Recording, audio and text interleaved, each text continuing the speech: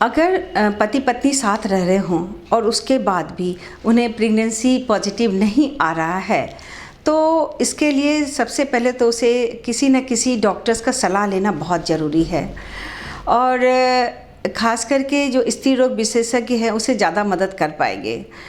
तो सबसे पहले तो पति पत्नी को दोनों को एक साथ एक स्त्री रोग विशेषज्ञ से मिलना चाहिए और उसके बाद उनका अपना एक प्रोटोकॉल होता है ये जानने का कि आखिर इन्हें बच्चे होने में अगर समस्याएं आ रही है तो उसका सबसे बड़ा कारण क्या है।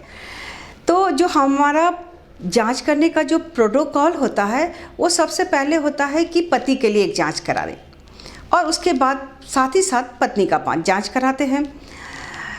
देखा जाए तो पति और पत्नी दोनों ही बच्चे जन्म देने के लिए बराबर के भागीदार होते हैं, लेकिन पुराने ज़माने में ऐसा था कि अगर बच्चे नहीं हो रहे हैं तो सारा का सारा जो कारण या जो समस्या का जो सबसे बड़ा जो भुक्तभोगी होता था वो महिलाएं होती थी कि इसी में कोई ना कोई प्रॉब्लम है इसीलिए बच्चे नहीं हो रहे हैं। ऐसी बातें नहीं है, दोनों ही दंपति पुरुष और स्त्री बराबर के भागीदार होते हैं।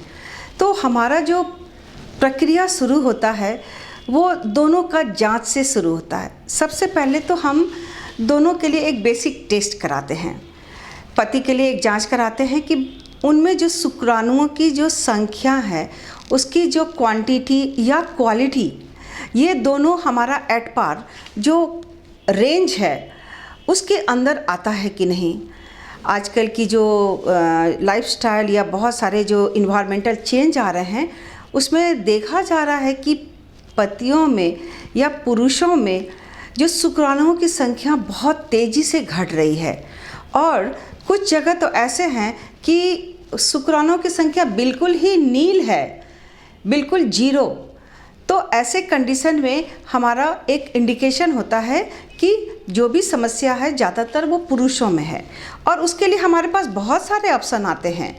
आज के दिन में जो टेक्नोलॉजी इतनी एडवांस हो गई है कि अगर संख्या पुरुषों में शुक्राणुओं की कम हो रही है तो उसे मुझे क्या इलाज करना चाहिए।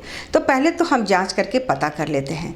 अब हम आते हैं महिलाओं की जांच पर। तो महिलाओं का जो मुख्य जांच होता है वो 4-5 जांच जो काफ़ी इम्पॉर्टेंट होता है, क्योंकि उसके बिना हम ये निश्चित नहीं कर पाते हैं कि आखिर वो कौन सा कारण है जो उन्हें माँ बनने से वंचित कर रहे हैं। उसमें सबसे पहला जो कारण आता है उसमें अंडा बनने की जो उनकी क्षमता है उसके शरीर में वो सही है कि नहीं। तो उसके लिए हम लोग एक खून का जांच कराते हैं जिसे AMH बोलते हैं। और दूसरा है कि ट्यूब जो है, जो बच्चे हैं वो 100% बच्चे ट्यूब में जन्म बनते हैं, उसके बाद वो जाकर बच्चेदानी में वो शिफ्ट होते हैं। लेकिन अगर किसी कारण से ट्यूब अगर ब्लॉक हो गया हो तो उसमें स्पर्म और उस साइड्स का फ्यूज़न नहीं हो पाता है और इसके कारण बच्चे ट्यूब में बन नहीं पाते हैं। तो एक जो टेस्ट होता है जिसे बोलते हैं ट्यूबल पेटेंसी टेस्ट, यानी ट्यूब का जांच करना। अगला जांच है वो जांच होता है हमारा कि यूट्रस का एक अल्ट्रासाउंड, जिस बच्चेदानी में बच्चे को पलना है बढ़ना है तो उसका हम लोग पूरी तरह जांच करते हैं, जिसका जांच अल्ट्रासोनोग्राफी के थ्रू किया जाता है। और उस अल्ट्रासोनोग्राफी में हम ये देखते हैं कि बच्चेदानी का एनाटॉमी तो सही है ना, उसमें जो कैविटी है वो नॉर्मल है या एबनॉर्मल है, बच्चेदानी के अंदर में कोई दीवार तो नहीं है। उसके देखने की प्रक्रिया तो एक अल्ट्रासाउंड है, साथ ही साथ एक दूरबीन से जांच होती है जिसके द्वारा हम ये देखते हैं कि अल्ट्रासाउंड से बाहर की जांच करते हैं और दूरबीन से हम बच्चेदानी के अंदर की जांच करते हैं।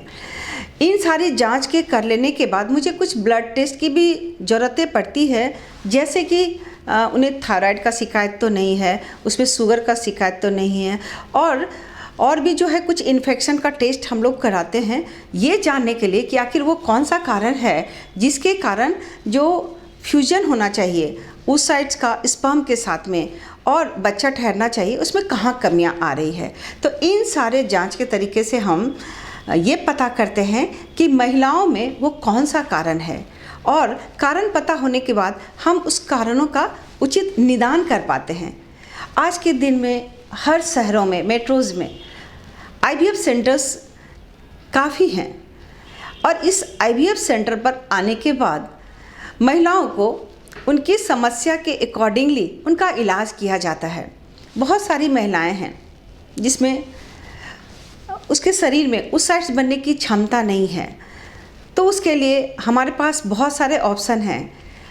हमें उस साइट्स को डोनर से लेने की व्यवस्था है, क्योंकि अगर उसे अपने अंडे नहीं बनते हैं तो अपनी ज़िंदगी में कभी माँ बन नहीं सकती है। अगर वो ये इंतज़ार करे कि हमें अपने ही अंडे का से बच्चे बनने हैं। हालांकि बाज़ार में बहुत सारे मेडिसिन्स हैं जो पुरुषों में स्पर्म के काउंट बढ़ने के लिए, उसके क्वालिटी क्वांटिटी को इम्प्रूव करने के लिए बहुत सारे मेडिसिन हैं, लेकिन उसका कोई श्योर शॉर्ट रिज़ल्ट नहीं देखा जाता है। उसी तरह से महिलाओं में अगर अंडा बनने की समस्याएं हैं तो उसके लिए भी हमारे पास मेडिसिन है। तो हम लोग उसके लिए बहुत ज़्यादा तो नहीं, लंबा 3 to 6 मंथ, 3 से 6 महीने हम लोग मेडिसिन रखते हैं, देते हैं उसे। लेकिन उसके बावजूद भी अगर उसमें अंडा बनने की क्षमता नहीं हो पाती है या माँ बनने में सचमुच में नेचुरल तरीके से दिक्कत आती है तो हम उसे डोनर उस साइड्स लेने की सलाह करते हैं। तो IVF सेंटर में आने के बाद हमारे पास पुरुषों और महिलाओं के लिए बहुत सारे ऑप्शंस हैं जिसके थ्रू हम उन्हें एक अवसर प्रदान करते हैं कि वो माँ बन सके।